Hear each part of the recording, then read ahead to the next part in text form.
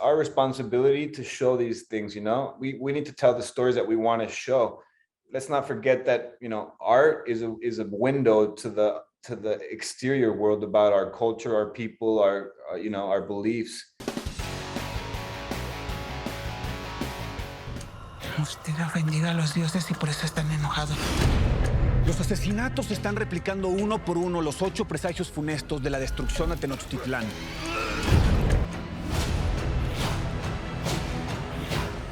Ni te conozco porque no tienes la barba y el pelo largo.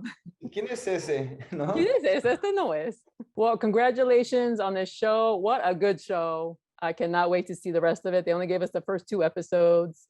What attracted you to this show? I'm assuming it's a really kind of original, it's a murder mystery, but it's kind of unique in its own way.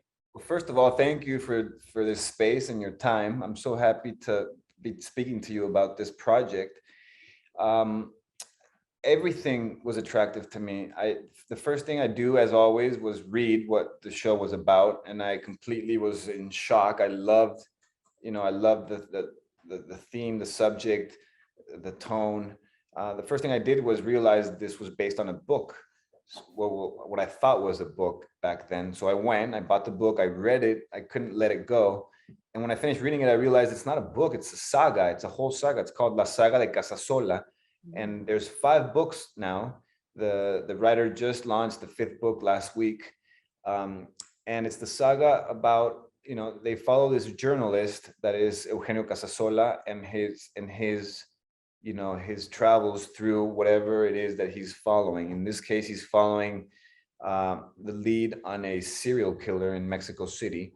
As he follows the leads, he realizes it's not an ordinary serial killer. There's more to it. So he realizes, thanks to the director of the Anthropology Museum, that this serial killer is following old techniques. So along with the cop, who's interpreted by Ana Brenda Contreras, and the anthropologist, who is Yoshida, and a whole group of people, the whole cast, they're trying to figure out where this serial killer is headed. And this show, like you say, it's a thriller, but it's very, like, the Mexican culture and the essence is very present. The Mexican, modern day Mexico, and also the pre-Hispanic Mexico. So all these ingredients, I think, make for a really good show. Yeah, and watching this show, you don't realize how stories have always been told, but not from the pre-Hispanic era.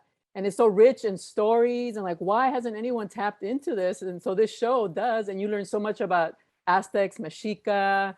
It's like, this is so interesting. And it's very gory. So people who like the true crime stuff, the gore is there. It's kind of a sick twist, but I mean, just the whole Aztec culture, prehistoric, pre-Hispanic culture has never been used in storytelling, and that's what I love about the show. We couldn't believe it either. Now that it's done and it's about to be coming out, we're looking around to see other things that are similar, and there isn't really anything. So I really think that's a great thing for the show, not only for the show, but for people, for us, everybody that's going to be watching it. And I think this will be the first of many, because we are, like, Mexican culture is so rich, it's so attractive to many countries, actually. And for this thriller, which, like you say, it's very attractive, this genre is already very attractive to people, but with this twist, with this flavor, filming everything in Mexico City, the locations are very present.